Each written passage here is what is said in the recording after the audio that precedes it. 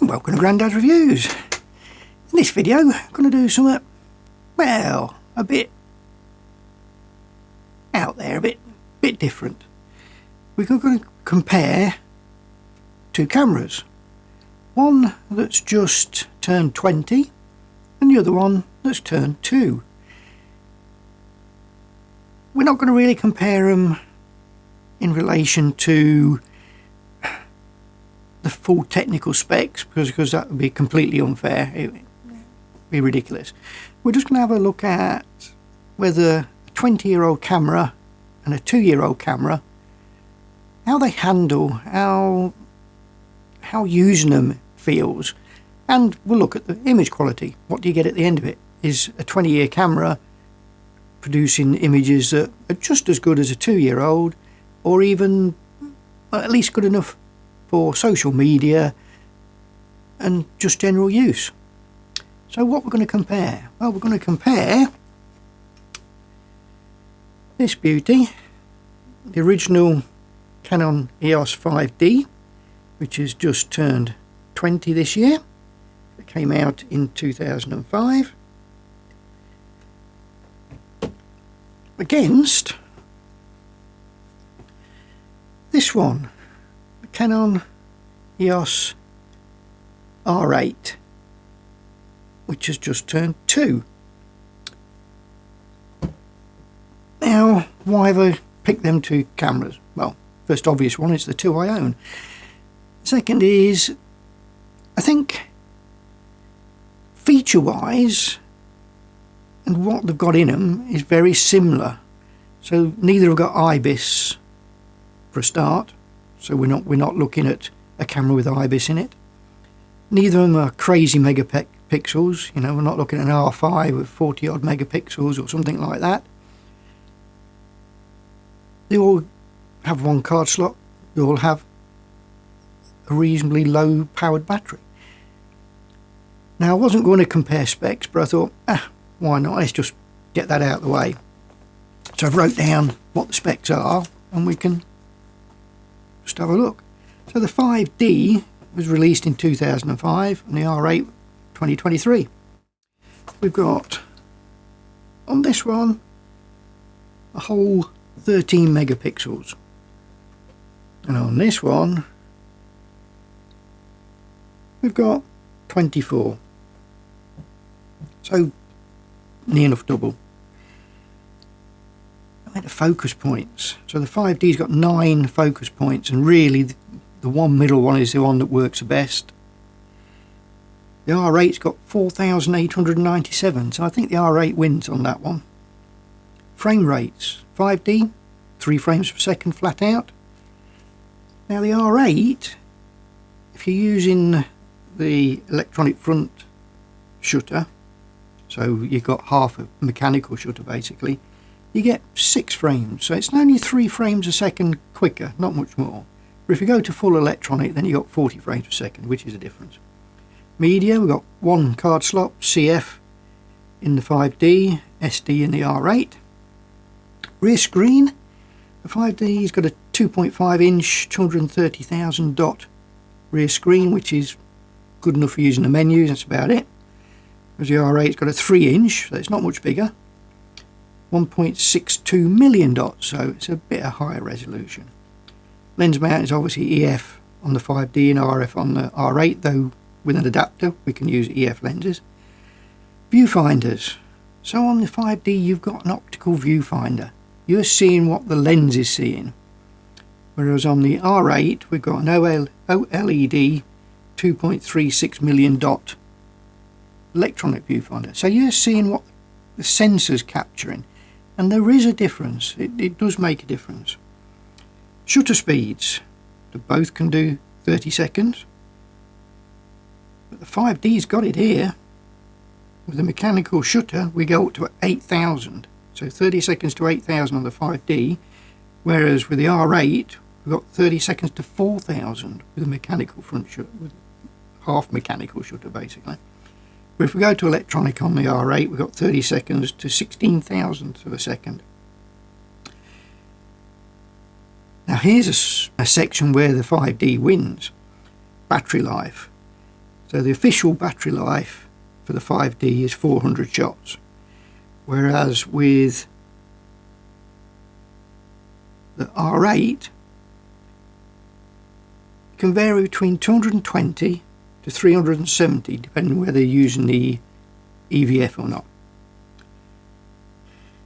Now the next and the last spec I'm going to say is the weight, and this divides people. The 5D weighs 810 grams, so it's fairly weighty, whereas the R8 is 461.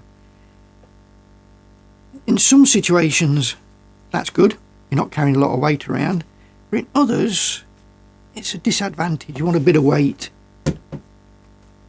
You want a bit of weight to control the micro jitters and the little vibrations and what have you. So a little bit of weight, and it feels sturdier. The 5D feels like, I mean, it's a lump. Feels like if you drop it on your toe, you're going to break your toe, not the camera, and you just pick it up and carry on and hobble around. Whereas this feels like if I drop it, it won't hurt my foot. It will certainly explode into a million bits. It probably won't. I haven't dropped it yet, so we've not found out. But like the screen, when you've got the screen out like so, it's like, is that going to get broken? You're going to catch it? It just feels a little bit, not cheaper made, but less robust. There's a good word. So what I'm going to do is we'll go out, we'll take some shots with the 5D. I'm going to have this lens on it, the nifty 50.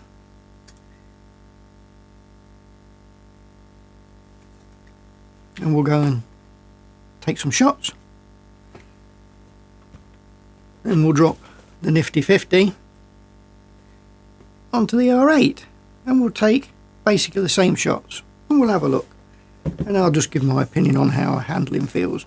Though, just holding it here, the grip is good on the 5D. It's a nice deep grip. Shutter button force to hand. And to be honest, when you look at the R8, very similar feel. So we'll go out, take some images, see what we get, and we'll come back and have a look at them.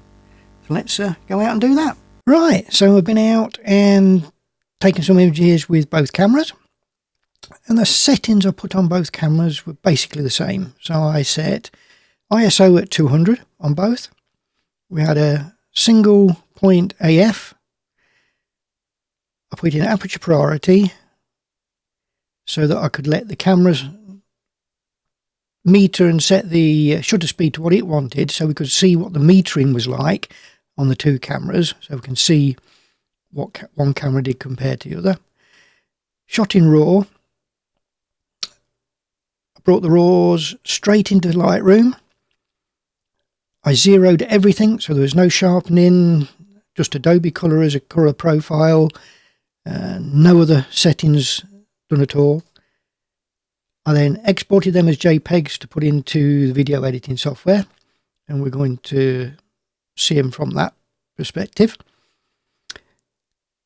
Then I edited the RAWs, but only really quickly and roughly, nothing technical here, they're just snapshots.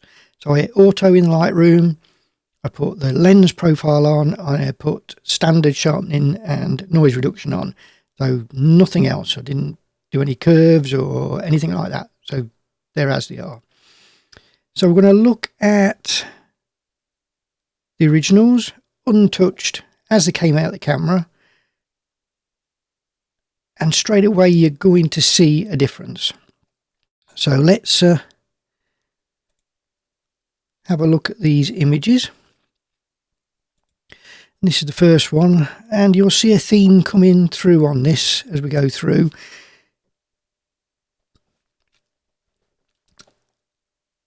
And this one's probably most obvious.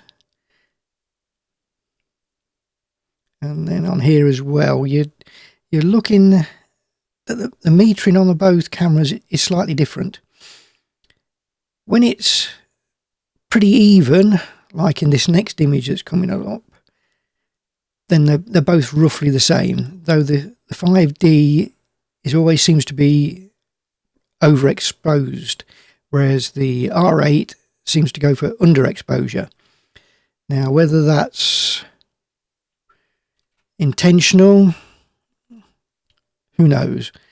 But in this last one, as you can see, we've overexposed on the 5D and we've got underexposed on the R8.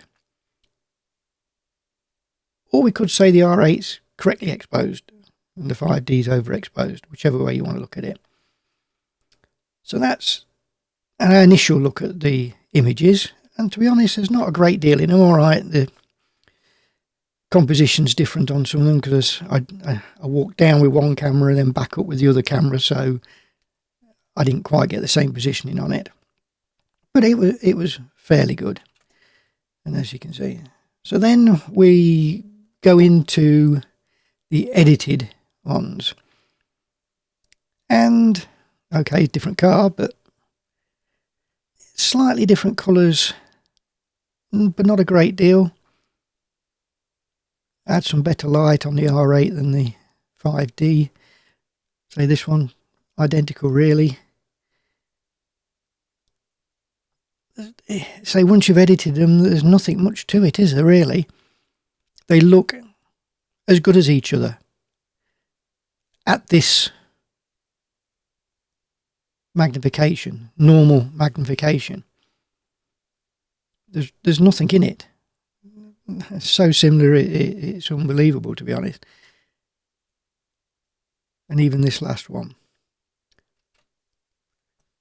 So next we'll have a look a bit closer.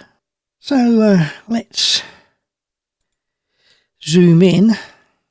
These are the unedited ones, and as you can see, we can read the writing nice on both. Alright, the exposure's different, but there's no huge difference. I'd say the R8 is a little bit better.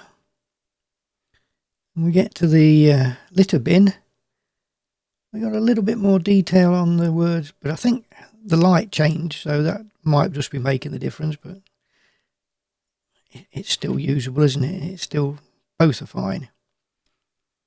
And this is the church, and yeah, there's a little bit more detail in the R8, but at this zoomed in this much, you know, you'd expect some difference. And then on this one, again, we've got a little bit more detail in the R8, but not enough to make a huge difference, to be honest. So looking at those images, what do we think?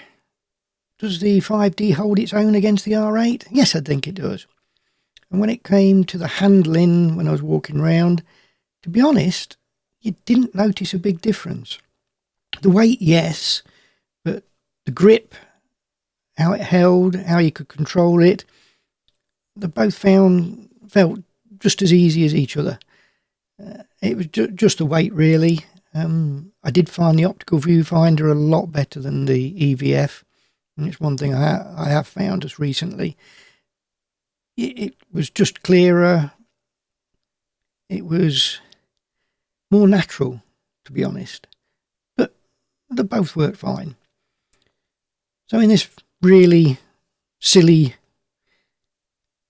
comparison, shall we say, against a 20-year-old and a 2-year-old, the 20-year-old still holds its head up high. It's a very usable camera, and I do go out and use it as often as I do the R8. The R8 beats it with the autofocus and the frame rates and all that, but for just general image quality and that, they're just as good, especially when you're just posting them to social media. If I was going to be printing big, even then you could print both of them really big. It's just you get a little bit more croppability with the 24 megapixels against the 13. But other than that, I think they're both excellent. So if you enjoyed this rather silly video, give it a thumbs up and that's the channel. If you want to see more videos like this, hit that subscribe button. Till next time, see you later.